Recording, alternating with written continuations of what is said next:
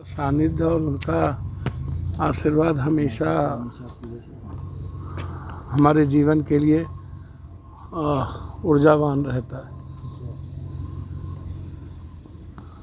अब कौन बचे इस कंट्री में जो सांप्रदायिकता, सौहार्द, संविधान, सामाजिक न्याय या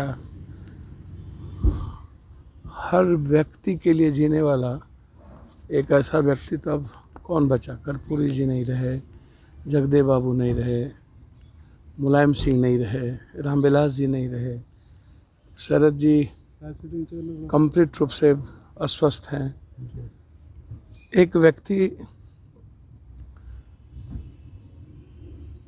का अभी इस देश में लंबे समय तक रहना आवश्यक है। जिस तरीके से देश संकट में है, संविधान और लोकतंत्र संकट में है, एक ऐसे सशक्त आवाज़ जो बिना डरे थके निर्भीक होकर के हमेशा देश की सॉवरन और संविधान के लिए आवाज़ उठाते रहे, उनका हम सबके जीवन में और वर्तमान राजनीतिक परिवेश में रहना सबसे आवश्यक है।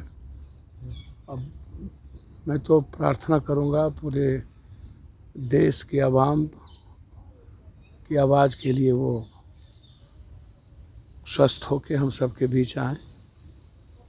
अब जो समय लगे, 3 महीना, 4 महीना, 2 महीना, वो जब भी आएंगे फिर से मजबूत आवाज़ के रूप में राजनीतिक सामाजिक जीवन में वो नेतृत्व करेंगे। एक सवाल है सर, कोल्हे में उपचुनाव में आप कह रहे हैं कि वहाँ पर हम समर्थन में जेडीयू के जाएंगे और रहेंगे, और यहाँ पर लालू जी साहब की मुलाकात हुई है। दोनों को अगर जोड़ा जाए, राजनीतिक, चूंकि आप एक राजनेता हैं, लंबे वक्त से राजनीतिक जीवन में आप हैं, तो माना जाए एक बार फिर से महागठबंधन में आपकी वापसी होगी। देखिए, मैं एक बात आपको बोलूँ, मैं तो लालू यादव जी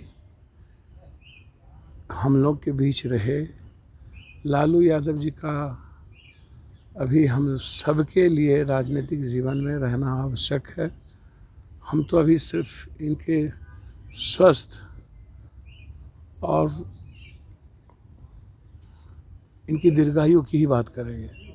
जहाँ तक बिहार और महागठबंधन का सवाल है, तो विचारधारा संविधान और लोकतंत्र के साथ साथ नफरत के खिलाफ है। प्रेम ही आधार है और संविधान से ही देश चलेगा। सर, एक तो बीजेपी के खिलाफ कांग्रेस के नेतृत्व में लालू यादव के सशक्त विचारों के साथ एक मजबूत सत्ता जब बिहार में है, तो निश्चित रूप से महागठबंधन के लिए सबको मिलकर काम करना चाहिए। और मेरा प्रयास रहेगा कि महागठबंधन की जीत हो और कंप्लीट रूप से हम हैं। अब महागठबंधन में वापसी नहीं वापसी, ये कांग्रेस को तय करना है, लालू यादव जी को, नीतीश जी को तय करना है, मुझे नहीं। मैं सशक्त विपक्ष की आवाज़ हूँ पहले से ही। जब आरजेडी नहीं थी सत्ता में, तब भी हम विपक्ष के लिए, विपक्ष की भूमिका में थे, अंतिम व्यक्ति के लिए आवाज़ थे और हर व्यवस्था, गलत व्यवस्था के खिलाफ थे। आज भी मैं हूँ और रहूँगा। मैं आपको बता दूँ, लालू यादव 25 तारीख को सिंगापुर के लिए जाएंगे और क्या विस्तृत से बातचीत हुई निश्चित रूप से, और किडनी ट्रांसप्लांट को लेके भी चर्चा हुई क्या? नहीं, बहुत आवश्यक है जी उनका स्वस्थ रहना। और मुझे उम्मीद है कि किडनी ट्रांसप्लांट मैटर नहीं है जी। उसके बाद, किडनी ट्रांसप्लांट के बाद जो परहेज है, उनका शुगर फ्लैक्चुएट ना हो, उनको मैं उम्मीद करता हूँ कि भीड़ भाड़ से कैसे 2, 6, 4 महीना, 5 महीना अलग रखा जाए, ये इम्पोर्टेंट है।